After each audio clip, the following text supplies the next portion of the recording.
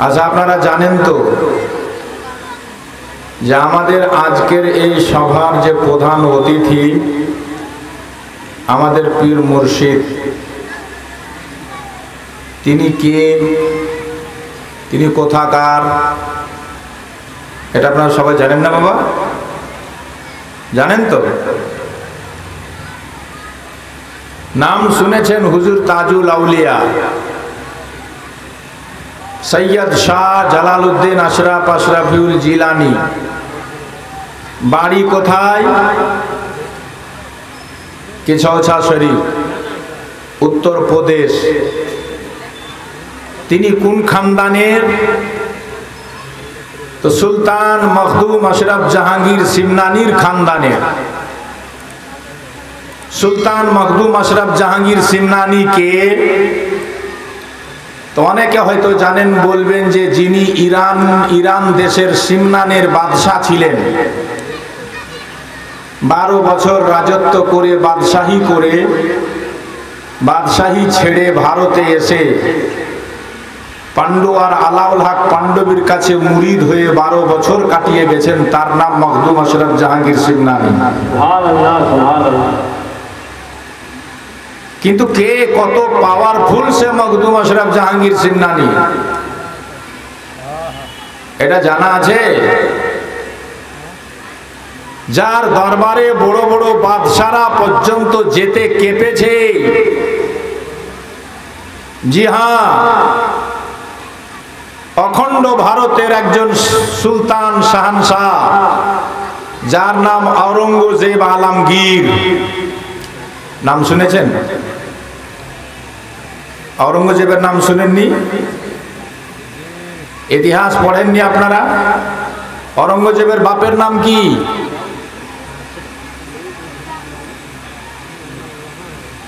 কেউ না এখানে বাংলা শিক্ষিত ছেলে? মাশাআল্লাহ। আওরঙ্গজেব বাদশার বাপের নাম শাহজাহান। গোটা মোগল পিরিয়ডটাকে আমরা স্কুলে পড়ার সময় এইভাবে বুঝেছিলাম: বাবার আবার হইল জ্বর, সারিল ঔষধে। কি বললাম? বাবার আবার হইল জ্বর, সারিল ঔষধে। বাবার মানে বাবর, আবার মানে আকবর, হইল মানে হুমায়ুন, জ্বর মানে জাহাঙ্গীর, সারিল মানে শাহজাহান, ঔষধে মানে আওরঙ্গজেব। গোটা মোগল পিরিয়ডটা শেষ। বুঝেছেন? बुझा गल? अरे तेरे बुझ सका कि नहीं? कुछ बोलेगा? आधा खोट्टा पुन बंगाली। बांग्ला तो सभी समझते हैं ना, समझने में कोई परेशानी है? बोलो तो जरा हाँ हूँ करना, तब ना अच्छा लगेगा। खाली मैदान को भरो। शाहजहानेर छेले औरंगजेब। আচ্ছা, আওরঙ্গজেবের আসল নাম কি জানা আছে? আওরঙ্গজেব এটা হলো ফার্সি ভাষা। কোন ভাষা? এই জোরে বলেন না। আওরঙ্গ মানে সিংহাসন, জেব মানে সৌন্দর্য। উনি যখন সিংহাসনে বসতেন তো সিংহাসনটা জ্বলতো, এজন্য টাইটেল পড়েছিল আওরঙ্গজেব। অখণ্ড ভারতের তিনি ছিলেন মহান শাহানশাহ, সম্রাট। তখন বাংলাদেশ, পাকিস্তান, কাবুল, কান্দাহার, আফগানিস্তান সব ছিল ভারতের আন্ডারে। অখণ্ড ভারতবর্ষের তিনি ছিলেন সম্রাট। নিজের জামানাতে বড় বড় মুফতিয়ানে কেরামকে নিয়ে ফাতোয়ার কিতাব রচিত করেছিলেন, যার নাম হলো ফাতোয়ায়ে আলমগীরি। কি বললাম? ফাতোয়ায়ে আলমগীরি। বর্তমানের মুফতিদেরকে ফাতোয়া লিখতে গেলে ওই ফাতোয়ায়ে আলমগীরি দেখতে হয়। গোটা ভারতের সম্রাট ছিলেন। আজকালকার এমএলএ এমপি মন্ত্রীদের মতো নয়। কেউ হয়েছে উত্তরবঙ্গের, তো কেউ হয়েছে মন্ত্রী, তো কেউ প্রতিমন্ত্রী, তাতেই বাপরে কি না কি। কেউ 5 বছরের মেম্বার হচ্ছে, তাতেই দুমে হাত দেওয়া যায় না। কথা ঠিক বলছি না ভুল? জোরে বলেন ঠিক না ভুল? হ্যাঁ, কেউ যদি 5 বছরের জন্য প্রধান হয়ে যায়, লুটে পুটে খেয়ে মেয়ে বাড়ি ঘর দিয়ে কতজনা সকজ হয়ে গেল, বাদ হয়ে গেল, অনাস্থা ডেকে নিল। কতটা অঞ্চল খবর নেন, খালি দুর্নীতির কারণে। 5 বছরের জন্য যে এমএলএ হয়ে গেল, যে এমপি হয়ে গেল,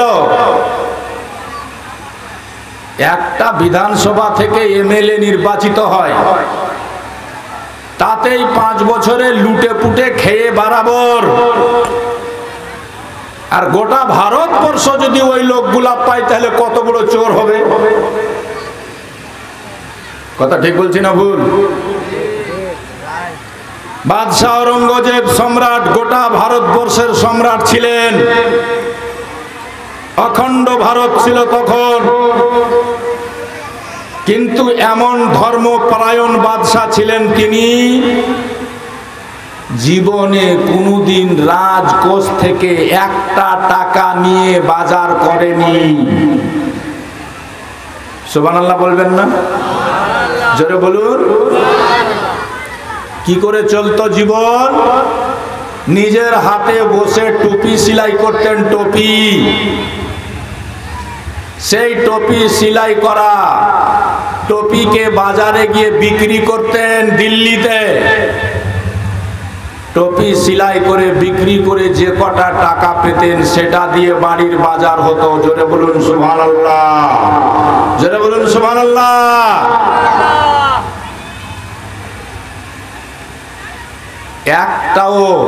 একটাও এরকম ধর্মভীরু, খোদা ভীরু বর্তমান যুগে নেতা খুঁজে পাওয়া যাবে? এখনকার নেতা মানে দুর্নীতিবাজ, এখনকার নেতা মানে 2-4টা মার্ডার করে রেখেছে, এখনকার নেতা মানে 200-400টা কেস ওর উপরে আছে। বেশিরভাগ, সবাই না। এখনকার এমএলএ এমপি হওয়া মানে ও তোকে চুরি করতেই হবে। তার মানে সবাই চুরি করে না। আজকে যদি আসে তো আপনাদেরকে দেখাবো, আপনাদের শ্রীরামপুর অঞ্চল 1-এর একজন মেম্বার একটা লাল চাও খাওয়ায়নি, হুজুরের দুয়াতে মেম্বার হয়েছে, আর 5 টাকাও হারাম খায় না, নিজে ভুটভুটি ভ্যান চালিয়ে খাচ্ছে। দেখেছেন মেম্বারটাকে? পিপলতলাতে বাড়ি, দেখাবো ইনশাআল্লাহ। আমার কথা কি বুঝতে পারছেন? জোরে বলেন পারছেন? হাত উঠিয়ে দেখান কারা কারা পারে না।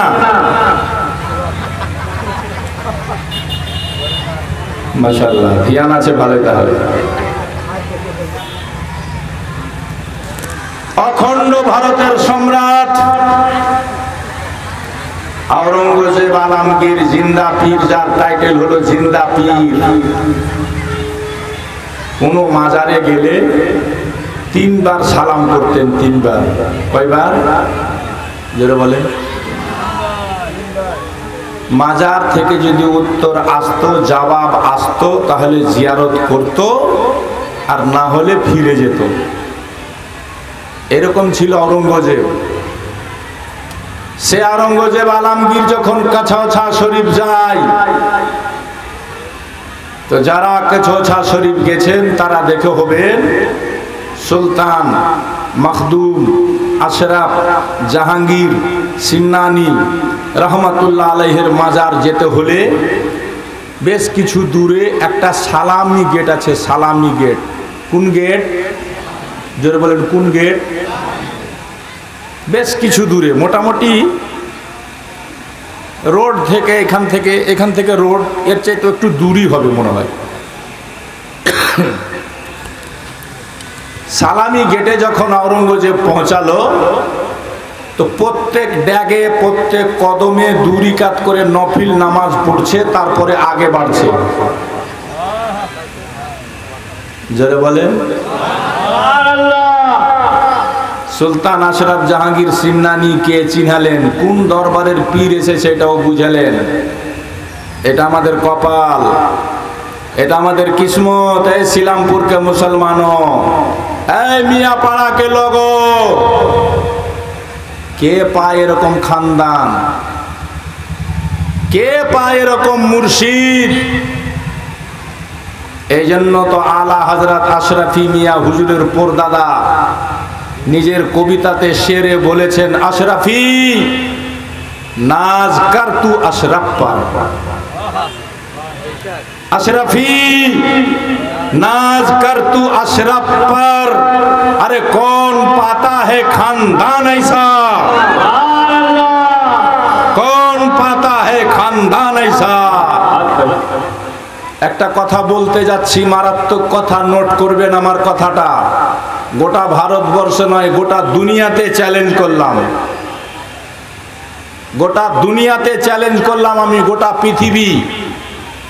এরকম একটা খানকা বর্তমানে খুঁজে পাবেন না, কাছোছা শরীফ বাদ দিয়ে, যেখানে 250 জন বর্তমানে আল্লাহর ওলি আছেন। একটাই মাত্র খানদান, একটাই মাত্র খানকা যেখানে বর্তমানে 250 জন আল্লাহর ওলি আছেন, 250 জন, সেটা হলো কাছোছা শরীফ। যারা বলেন, আর অসংখ্য মাজারও কোথাও খুঁজে পাবেন না।